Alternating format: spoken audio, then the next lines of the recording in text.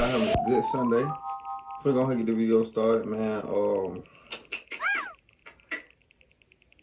Yeah, man. Happy Sunday. Hope y'all ate good, went to church and all that good stuff.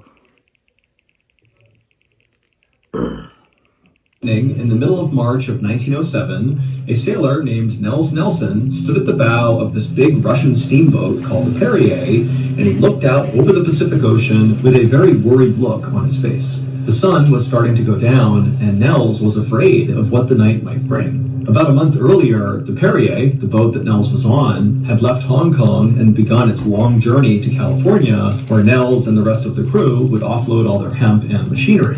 And just that day, the Perrier had passed by Honolulu, Hawaii, which meant they were nearly to their final destination. Now, their long voyage thus far had been quiet, but now Nels just couldn't help feeling like their luck was about to run out.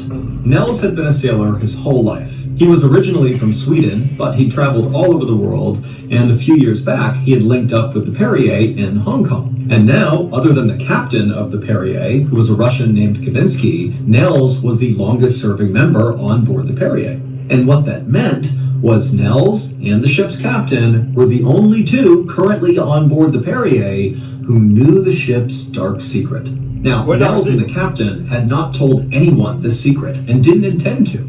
Now, this wasn't something they planned, like they weren't trying to keep it a secret. Instead, it was just kind of this unspoken agreement that we're just never going to talk about this. But at the last port in Hong Kong where the ship was docked, the previous entire crew of the Perrier, minus Nels and the captain, had all deserted because of this secret. And so now Nels and the captain were left to kind of keep this information to themselves and go out and solicit a new crew to come on board the Perrier to go to California, but they did it without telling these people about this dark secret. And they'd managed to do it. Nels and the captain had found this kind of ragtag bunch of sailors to come with them on this journey, but as a result of recruiting basically anybody with a pulse who was willing to go on this voyage, the crew they ultimately recruited was kind of an untrustworthy, sketchy bunch.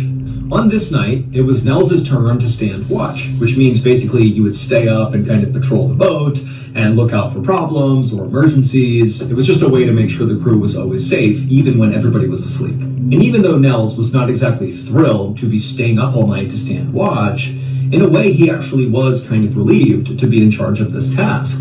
He figured he'd rather be awake and miserable than asleep and vulnerable. Suddenly, another sailor came up to Nels, and Nels hadn't heard him, and the sailor slapped him on the back and said, "Hey, how you enjoying your sunset cruise tonight?" Nels turned around and saw it was another crew member just kind of pulling his leg, and so Nels attempted to put on a smile and kind of go along with the joke and make it kind of lighthearted, but he was really struggling because he was looking off to the horizon and he could see the sun had nearly set.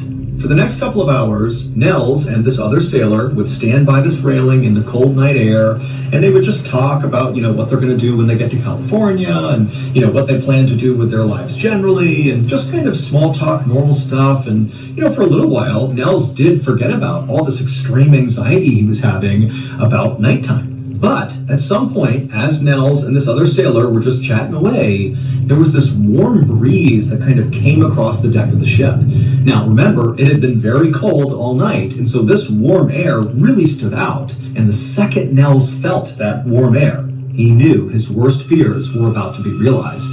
And so Nels was so scared about what was about to happen that he just kind of froze. He couldn't even turn and tell his partner what was happening. And his partner was totally oblivious because his partner had never been on the Perrier before and didn't know the ship's dark secret. And so this other sailor just kept on blabbering away, totally oblivious. Where you going? But then, as Nels is frozen to the spot with fear, from down below in the ship, where the crew was all sleeping, they heard this loud, guttural scream like one of the crew members was being tortured or something. And right away, the guy next to Nels, the other sailor who had been with him, he stopped talking because now he knows there's a problem. He doesn't know what it is, but obviously something's wrong. Now, Nels was still frozen with fear because he knows what's happening. He knows what's gonna happen. And so he was just standing there, and the other sailor is like, "Nels, what's going on? We gotta go down there." But it wasn't until more screams began coming out of the berthing area down below that Nels kind of snapped out of it, and he was like, "All right, come on, we gotta go." And the two of them, they went bombing down the steps down into the berthing area, and they went into the first compartment where these screams were coming from. And when Nels and his partner walked into this room, they looked and they saw two of their crew members were sitting on one of the bunks, just completely rigid, as if they were totally stiff. And the two of them were just screaming as loud as they possibly could in perfect unison, but it was like they weren't there. It's like their eyes were staring off into the distance and they couldn't control their bodies. Now, Nels knew what was going on here, but the partner didn't. And so the partner's looking at Nels like, what's going on here? And Nels just turned to him and said, look, I think we can quarantine them. Help me move them. And so this partner has no idea what Nels is doing. He doesn't understand what's going on. But he kind of jumped into action with Nels, and Nels and this guy, they grabbed these screaming crew members who were totally stiff, and they remained stiff as Nels and the other sailor dragged them out of the room, down the hall, and they put them in what's called the hold, which is kind of like a jail cell on board a ship. It's where sailors who misbehave get sent to. And so it's a place you can put things and lock the door, and they don't come out again. Nels' thinking was, if we can take these affected crew members and quarantine them in the hold, maybe, just maybe, this won't spread to the rest of the crew. But as soon as Nels had shut and locked those two men inside... What the fuck do they have? A disease or something?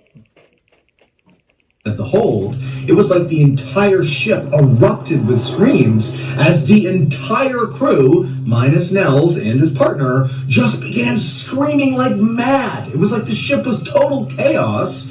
And so Nels and the crew member, they began running down the hall trying to figure out where the screaming was coming from. But before they knew it, the rest of the crew were streaming out of their rooms into the hallway, just screaming and running their way upstairs to the top deck. And so Nels began telling himself, stay calm, it's okay, it's not happening to you yet. But then it felt like someone had reached up inside of Nels' chest and was squeezing as hard as they could. It was like his body was being possessed by something. Damn. And then he felt this pressure building up inside of him, and then it was like, without even trying, suddenly the loudest scream that had ever come out of Nels came out of his mouth, and he was completely powerless. I don't care. Only time I really feel like a hand was in my body, pause, is in my stomach. It's some shit that you'll get if you don't wash your hands before you eat. I forgot what that shit called. Bronchitis. I think that's what it's called. Bronchitis. I had that shit 2 times. And boy, when I tell you that shit hurt your motherfucking stomach, it feel like you dying. For real. It feel like you fucking dying. Stop it. And seconds later, Nels, screaming at the top of his lung, along with his like that, baby. I don't want to screaming, they joined the stampede of other screaming crew members running their way up to the top deck.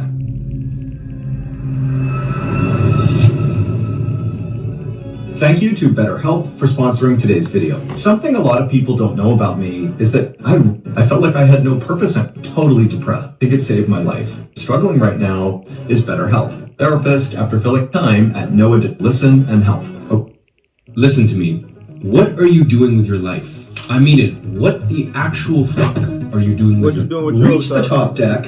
As they were screaming and screaming and screaming, Nels looked around and he took stock of what he was seeing. Again, he's literally screaming this entire time and can't stop it. And he's seeing that's what everybody else was dealing with. There were sailors who were clawing at their faces, almost like they were trying to stop themselves from screaming, but that wasn't doing anything. Others were holding their throats, attempting to stop the screaming. Some others were running into walls and grabbing and fighting with each other. I mean, it was absolutely chaos. And so Nels, he's kind of taking stock of this whole situation, still screaming, and then he notices one sailor in particular, and Nels knew exactly what was going to happen. That one sailor, who Nels did not know well, he was one of the sketchy crew members who were picked up in Hong Kong, he stopped screaming. And Nels could tell because there was this look of absolute calm over the sailor's face. And he was down on all fours, almost like an animal, right out in the middle of the top deck. And Nels, as he continued to scream, watched as this young, now very quiet sailor started to move across the deck like an animal. And as he did, he got faster and faster, like he was galloping on all fours, and he was headed straight for the railing of the ship. Now, Nels, in his conscious mind, he knew what was going to happen next, and he wanted to stop it, but just like he couldn't stop his own screaming, He was powerless to stop what was about to happen to this young man. And sure enough, Nels watched in horror as this galloping young sailor went full speed to the railing and then just leapt clear over it and splashed into the water below. And the second he hit the water, it was like everybody on the ship broke out of their trance. The screaming stopped, and it was eerily quiet. And one by one, each of the crew who had kind of broken out of their trance now began looking around, having no idea how they just wound up on the deck and what was even going on. And they looked at each other to try to figure out, like, do you know what just happened? But nobody knew. And then this very tense silence was broken when one of the crew members who had seen that young man gallop and leap over the side, this crew member, he yelled, "Hey, man overboard, someone jumped over." And it was like that was the thing that everybody was going to focus on. We're going to forget about this absolute craziness that just happened, and we're going to try to rescue this guy. But despite lowering down rowboats and paddling around for nearly an hour and yelling out for this guy and turning their ship around over and over again, they never found him. He never made a single noise, nothing. He just vanished into the night. And that was it. And so after about an hour of searching, the search was called off, and this sailor who had leapt over the edge was declared dead. And once he was declared dead, and the rest of the crew were all back on board the Perrier, standing on the top deck, looking around like, what just happened? Nels and the captain looked at each other and nodded, because they knew they would have to tell the crew what just happened. They would have to share this ship's dark secret. And so Nels and the captain told the crew the big secret, and the crew was obviously horrified, but considering they had just been through the entire experience, they weren't exactly surprised. They just hoped that, this night was the only night this craziness would happen. But the following night, the same thing happened. Everybody screamed, went crazy, ran up to the deck, somebody leapt overboard. The next night, same thing happened as well. The next night, so 4 nights in a row of this, the captain just could not take it anymore, and when he heard that first scream echo through the ship, the captain grabbed a pistol, put it to his head, and... Early payday, fee-free overdrafts, no monthly fee. Chime, the #1 Hell, we gonna get to the big secret. I ain't gonna lie, Mr. Ball, he kind of prolonged with this story. I ain't gonna lie. He prolonged this story like a mother. In early April, the Perrier finally reached San Francisco, California, where the crew was supposed to offload their hemp and machinery. By this point, one of the sailors, whose name was Padaman, had assumed command of the ship, but by this point, the crew were very close to mutiny. They did not want to be on the ship anymore. They didn't care who was in charge. And in fact, once the Perrier got even just within sight of land, there were 9 sailors still on board the Perrier who stole one of the rowboats, lowered it down to the water, and just paddled to land to get away from the Perrier as fast as they could. They didn't even ask to be paid. They just wanted to get away. Nels and the few remaining crew members on board the Perrier docked it in San Francisco, California. They unloaded the hemp, and then the crew actually got back on the Perrier and set sail again and sailed to Santa Monica, California, which was not a very far distance, where they would offload the machinery, so the rest of their haul. And actually, on the morning that they were supposed to actually dock in Santa Monica, the crew's cook leapt overboard to his death at 2 a.m., and the crew barely reacted, because by this point, this was just commonplace on board the Perrier, people going crazy and jumping over to their deaths. And so once the Perrier was docked in Santa Monica and all the cargo was offloaded, Nels and the rest of the crew just left it there. They totally abandoned it and just left. And the Perrier would remain totally abandoned in this dock in Santa Monica until a reporter from the Chicago Tribune newspaper found out about what had happened on board the ship and the fact that now it was totally abandoned, which seemed so creepy, and he decided to dig into this, and ultimately he published the story that I'm telling you right now. Here is the Perrier's dark secret that both Nels and Captain Gavinsky knew all too well. 3.5 years earlier, on a night in the fall of 1903, the Perrier docked in what was then called Bombay, but what is now known as Mumbai, India. And on this particular night, some of the crew members of the Perrier decided they wanted to leave the boat and go have some fun. So a few sailors and an officer hopped on one of the rowboats on board the Perrier, they lowered it down to the water, and they paddled to shore. And apparently, this group of guys had a great time on shore, but at some point, the officer apparently killed a guy on land. Who knows what it was about? Nobody knows. The reporter from the Chicago Tribune couldn't figure it out. But the rumor goes the officer killed someone, and when they came back to the ship that night, the officer was bragging about killing this person and even making jokes about it. Now, we don't know if this story actually happened, and we also don't really know if this is the seminal event that prompted what would become the dark secret of the Perrier. But very shortly after that officer had killed someone, the Perrier had left Mumbai and they were out at sea, and it was very cold. But then suddenly the crew remembered this warm air wafting over the boat, and then screams rang out from inside as the crew began going totally crazy.